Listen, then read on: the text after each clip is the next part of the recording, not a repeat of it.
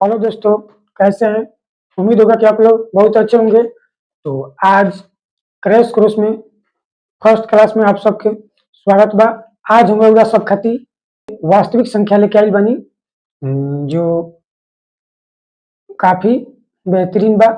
ऐसे तो यूट्यूब पर बहुत क्लास क्रैश कोर्स चालू भइल बा, लेकिन हमनी के क्रैश कोर्स कुछ खास बा।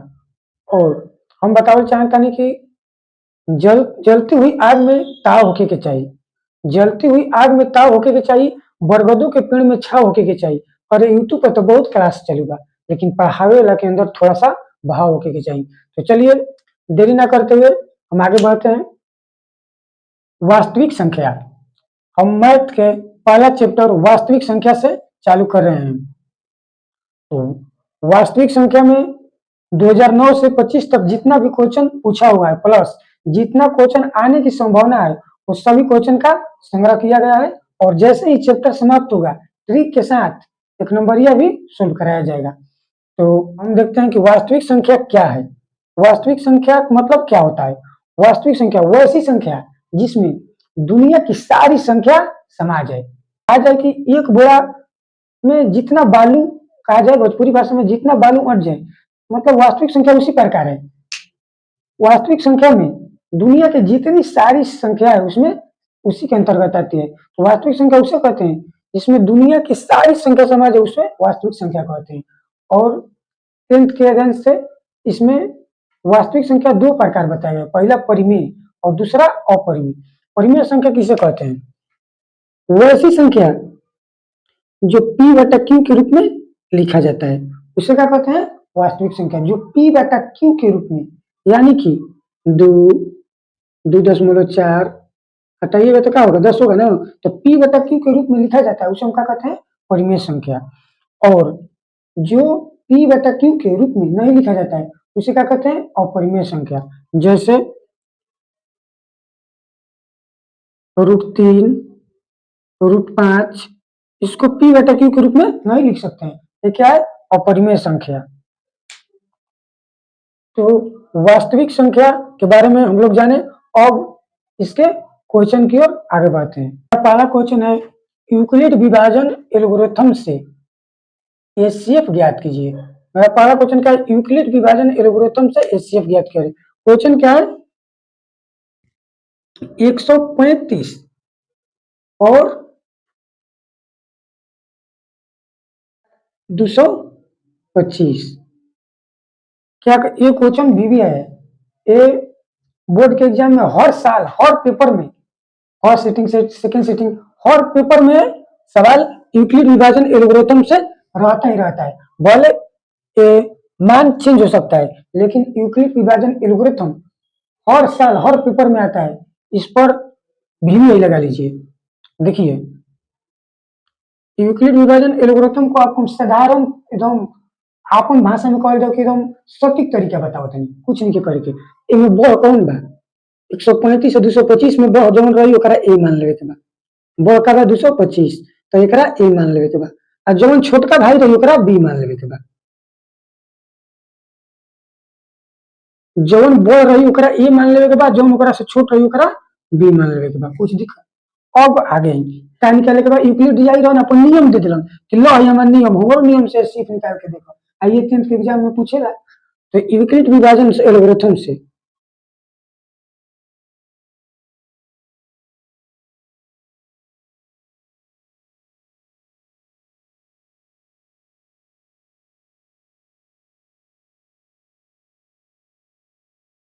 यूक्लिड विभाजन एल्गोरिथम का दे रहन ए बराबर बी क्यू, ए बराबर बी क्यू प्लस आर।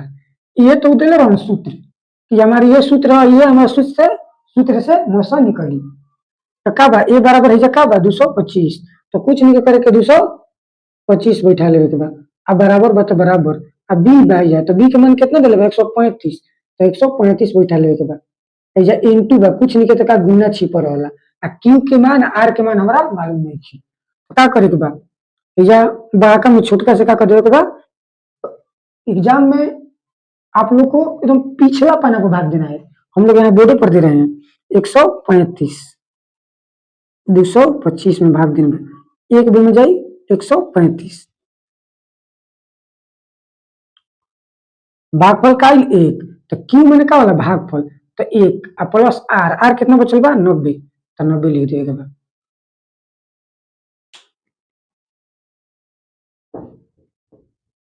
आगे देखिए अब ई जौन बड़का बा एकरा भुला जाए के बा और बराबर के जौन ई पट्टी बा बराबर के ई पट्टी बा अब एकरा में जौन बोह बा ओकरा ए मान लेवे के बा यूक्लिडी विभाजन सूत्र पे बैठावे के बा लेकिन एकरा में जौन बोह बा ओकरा ए मान लेवे के बा ये बराबर को पट्टी बोह का बा 135 तो 135 और बराबर के चिन्ह बा तो बराबर बी कितना बा तो एकरा पहले छोटका बा 90 तो बी 90 भइल ना तो 90 आ गुना ना क्यू पता बा ना आर पता बा तो फिर भाग मार दियो बड़का में छोटका से कब में जी एक बे 4 का 45 कब में एक में गइल बा प्लस शेष कितना आइल बा 45 तो 45 है लिख देवे के बा। अब आगे देखिए बराबर के पट्टी फिर देखे के बा कि ये में बोल सबसे का बा 90 तो 90 लिख देवे के बा अब बराबर के चिन्ह बा तो बराबर ओकरा पहले का बा 45 तो 45 के बी मान लेवे के बा का मालूम लिखे हमनी के क्यू आर मालूम लिखे तो क्यू निकाले खातिर क्या करल जाला एकरा में एकरा से भाग तो कब में जाई 2 बे में आ प्लस शेष का बची जब 2 में 45 दूनी के 90 कर दिए शेष का बची 0 तो जौन बी के मान आवला उहे का हो जाला HCF बराबर का भइल 45 आप सबके समझ में आई ई क्वेश्चन के एकदम ध्यान में रखे के बा आ ई टाइप के किताब में जितना जौन किताब कोई किसी भी प्रकाशन की किताब होके यूक्लिड विभाजन एल्गोरिथम से जितना क्वेश्चन देले बा ये तरीका से आप सबके का करे बा सोल्व कर लेवे के बा हर एक क्वेश्चन सोल्व कराई तो देरी हुई और पूरा टॉपिक समाप्त ना हो पाई तो इसलिए अब एकरा रिलेटेड जितना क्वेश्चन बा आप सबके हल कर लेवे के बा और स्क्रीनशॉट ले लेवे तो ले लीजिए और आगे हम दूसरा अगला क्वेश्चन है HCF 306 कोमा 657 बराबर 9 दिया है तो एलसीएम ज्ञात करना है। ऐसा क्वेश्चन एक नंबरिया में आता है और कभी कभी 2 नंबरिया में आ जाता है तो क्या है 306 कोमा 657 इसका मौसम का दिया है 9 क्या निकालना है एलसीएम निकालना है आपको तो कुछ नहीं करना है देखिए एलसीएम बराबर सूत्र होता है दोनों संख्याओं का गुणनफल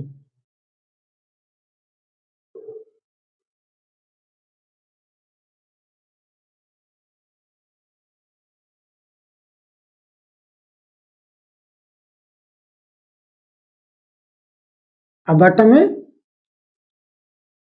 HCF देखिए इससे वह क्वेश्चन आता है HCF निकालने के बोल देगा तो HCF निकालने के लिए दोनों संख्याओं का गुणनफल और बटन में एलसीएम लिख देना है तो देखिए चलते हैं दोनों संख्याओं का गुणनफल क्या है 306 गुना 657 अब बटन में HCF कितना दिया है 9 तो 9 9 से कट जाएगा 73 बार में और 73 ले गुना कर दीजिए तो हो जाएगा 22 33 ये क्या होगा आंसर ये क्या होगा एलसीएम हो गया। तो ऐसा क्वेश्चन ध्यान रखना है कि एचसीएफ निकालने के लिए भी आता है और बस एचसीएफ दिया रहेगा तो बटन में एलसीएम लिख देना है। तो उम्मीद होगा कि वीडियो आपको और का समझ में आया होगा और इससे रिलेटेड किताब में जितना भी क्वेश्चन होगा आपको अपने से करना है और क्वेश्चन नहीं समझ में आने पर कमेंट में लिख देना है उसका वीडियो हम अलग से बना देंगे। तो अगली क्वेश्चन की ओर हम लोग चलते हैं। तो अगली सवाल है ये काफी इंपॉर्टेंट है ये श्योर स्टार लगा लीजिए कि एक क्वेश्चन आएगा ही और जितना हम क्वेश्चन बता रहे हैं अगर इससे बाहर एग्जाम में आ गया वास्तविक संख्या से तो मेरे वीडियो को डिसलाइक आकर कर देना। तो अगली क्वेश्चन है सिद्ध करें कि √5 एक अपरिमेय संख्या है। ये भी यही क्वेश्चन है हम आपको सरल तरीका बताएंगे इसको सिद्ध करने के लिए। क्या करना है सिद्ध करना है कि √5 एक अपरिमेय संख्या है। तो कुछ नहीं करना है देखिए यहाँ पर सिद्ध करना है कि 5 एक अपरिमेय संख्या है, लेकिन आपको जबरदस्ती मान लेना है। तो √5 एक परिमेय संख्या है।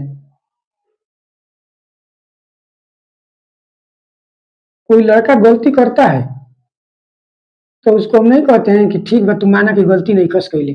तो ये हम लोग जानते हैं कि √5 एक अपरिमेय संख्या है, लेकिन इसको सिद्ध करना है। तो मान लीजिए कि √5 एक परिमेय संख्या है। ठीक भाई, परिमेय संख्या हवन तो परिमेय संख्या के गुण दिखावे के ना बा। ठीक बा, परिमेय संख्या हो तो परिमेय संख्या का होला, P/Q के रूप में होला। तो जब याद जी हम P/Q के रूप में तब ना कहल जाए कि परिमेय संख्या हवन। तो चलो आगे बढ़ल जाओ। दोनों तरफ वर्ग करने पर वर्गो करल जी चाहे घन करल जाई तो वो परिमेय आ ही के चाहिए।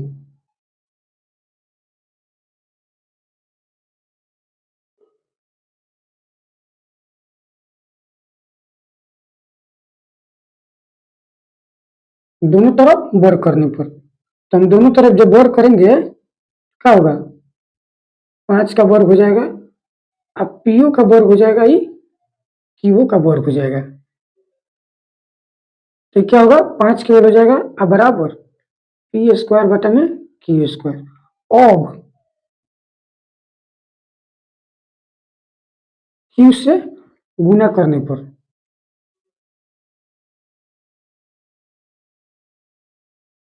हम Q से गुना कर देते हैं, तो 5Q हो जाएगा इधर,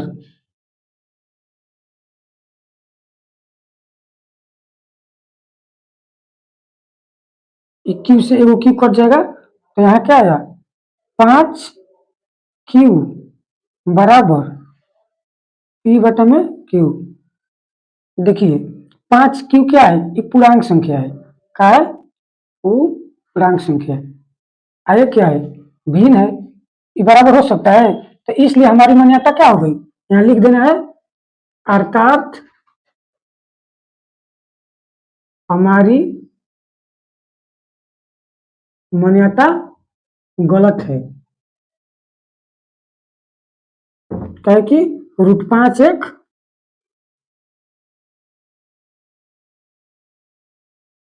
अपरिमेय संख्या है। इतना आसान आपको किसी भी क्रॉस कोर्स में नहीं मिलेगा। बस इतना लिख देना है, एकदम पक्का है कि आपको 2 नंबर दे के जाएगा, और ये हर साल आता है। तो हम अगले सवाल की ओर चलते हैं। अगला सवाल है, 3 प्लस, सिद्ध करें कि 3 + 2√5 एक अपरिमेय संख्या है। वैसे √5 एक अपरिमेय संख्या है, वैसे देखो नहीं देगा तो ऐसे भी दे देगा। तो ये भी क्वेश्चन हम आप लोग को बता देते हैं। क्या बोल रहा है,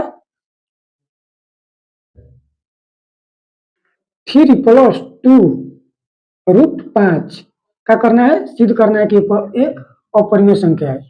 तो आप लोग जानते हैं कि परिमेय संख्या का वर्ग क्या होता है, परिमेय संख्या होता है। हम लोग जानते हैं ना कि परिमेय संख्या है, तो उसको वर्ग करेंगे तो क्या परिमेय ना आएगा। तो इसको इसी पर चेक करते हैं, काहे उसी पर चेक करते हैं, वैसे काहे नहीं बना रहे, काहे कि ए प्लस बी के रूप में है। इसको ए मान लो, इसको का बी मान लो। ए प्लस बी के रूप में है तो हम स्क्वायर करके इसके देखते हैं कि एक का हाल होता है। आगे देखा जाओ। तो हम जानते हैं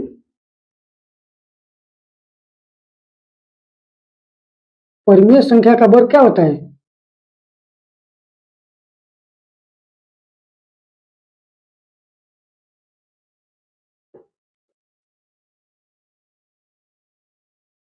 हमेशा परिमेय होता है।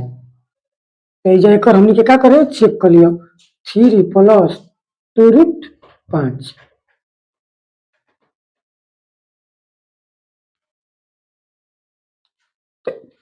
सूत्र क्या होता है, A² + 2AB प्लस B²। तो बैठा देना है, 3 के 3² + 2 गुने 2 2√5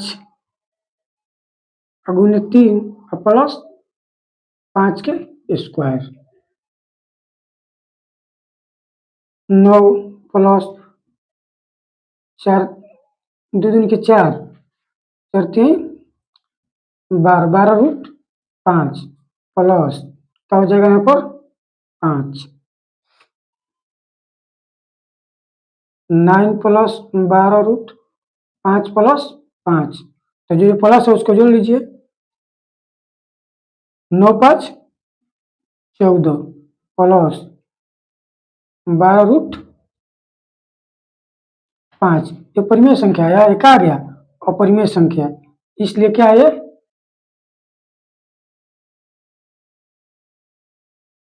इसलिए 3 प्लस 2 रूट 5 एक अपरिमेय क्या है अपरिमेय संख्या है।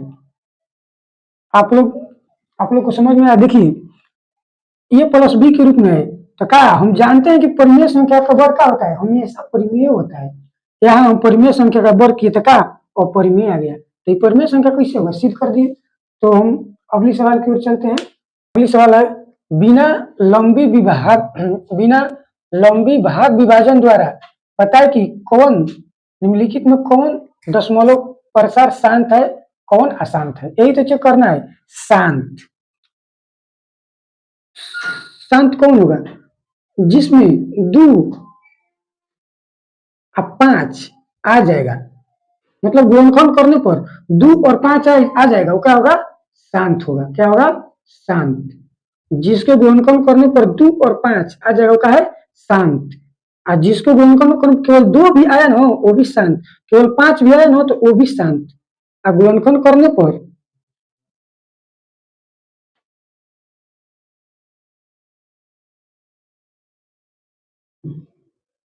करने पर 2 और 3 आ गया तो क्या हो जाएगा अशांत। क्या हो जाएगा अशांत।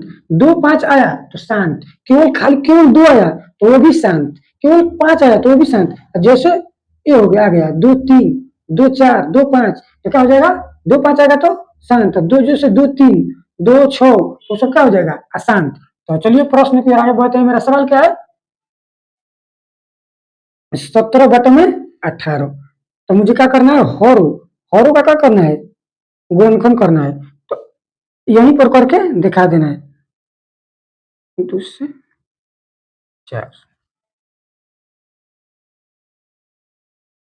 क्या गुणनखंड आ गया, तो 17 बटा 2 गुने 2 हम गुणनखंड किए तो क्या आया केवल 2 आया, तो इसका दशमलव प्रसार क्या होगा शांत।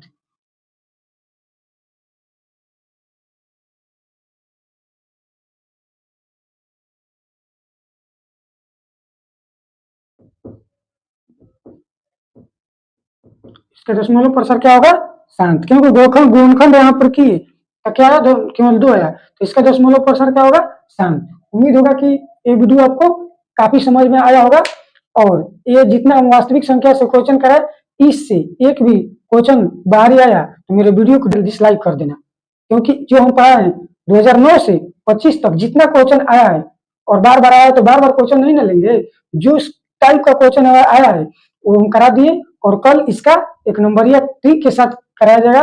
तो कल 7:15 में वीडियो को देखना मिस नहीं